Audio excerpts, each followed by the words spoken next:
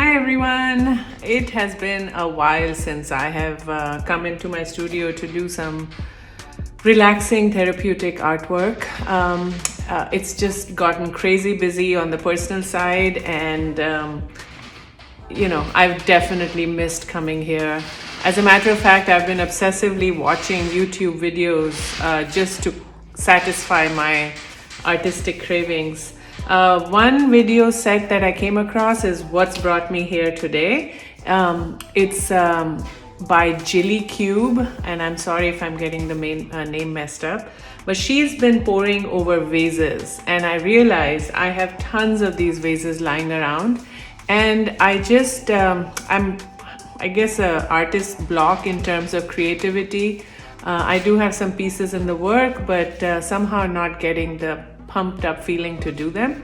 So what I want to do is just watch the paint pour down the vases, create some beautiful color combinations, and hopefully unlock my artistic block.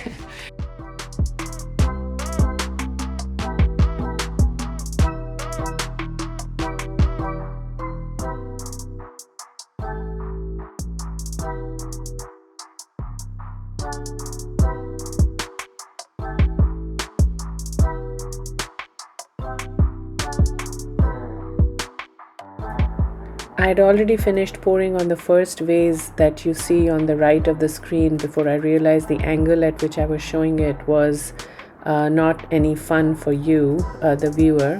I shifted the camera angle, and as you can see, the setup is I'm pouring the paint, the dirty pour that I had initially created.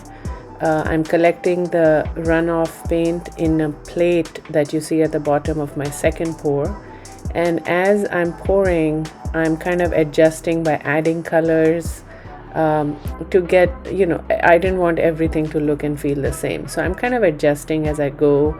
Like I said, the experiments are just to try out these vase pours. There's no real image in mind, just relaxing and having a good time. So keep watching. I think some of the vases came out really, really good.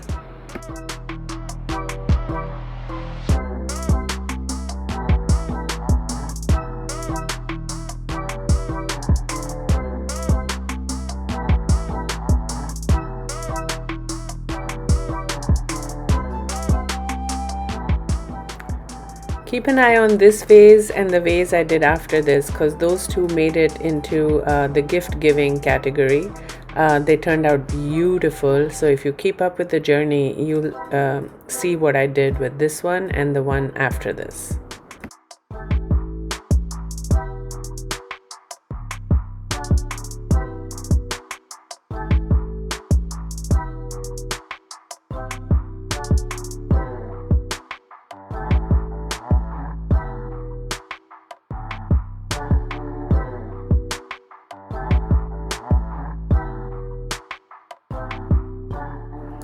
For this vase, one of the paints I used, the white one actually, had silicone in it. It was a pre-mixed paint from a past pour that I had left over in a bottle.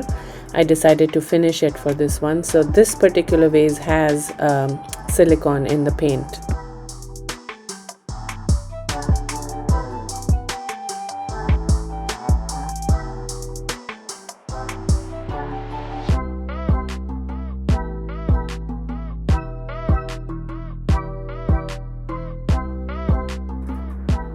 I went back to this vase because the ridges in it, I was not at all happy with the way the paint had flown.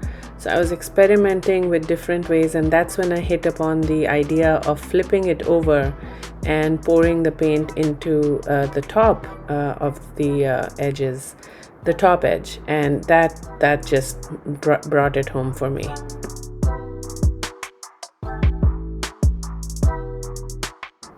So after pouring 4 vases, these two were my finalists. This one was the one with the silicone in the white, and this green one was the one I poured on the top edge. So there are 2 vases now in the contending, whatever. And they're both extremely awesome looking. Before varnishing, I do want to hand paint them a little bit. This one doesn't have the flaw, but this one originally was a red vase, so there are pieces of it that are visible. So I'm thinking of finishing this up with hand painted flowers, small daisy type flowers all over. But for beginners, I'm sorry, I forgot to record this. I use this product. It's a rub-on buff, and I've used it very often for buffing onto pieces that have intricate carvings and stuff on them. So I use this, literally my finger, as you can see, is gold. I used it to finish off the top, so it's buffed on with my finger. It kind of gives a nice finished look to it. I did both of them, unfortunately, otherwise I would have shown you one. It just gives a finished look to it, and if it turns out well, they make for great Diwali gifts. So watch, and hopefully this video makes it to the YouTube as a success instead of a failed experiment. So wish me luck.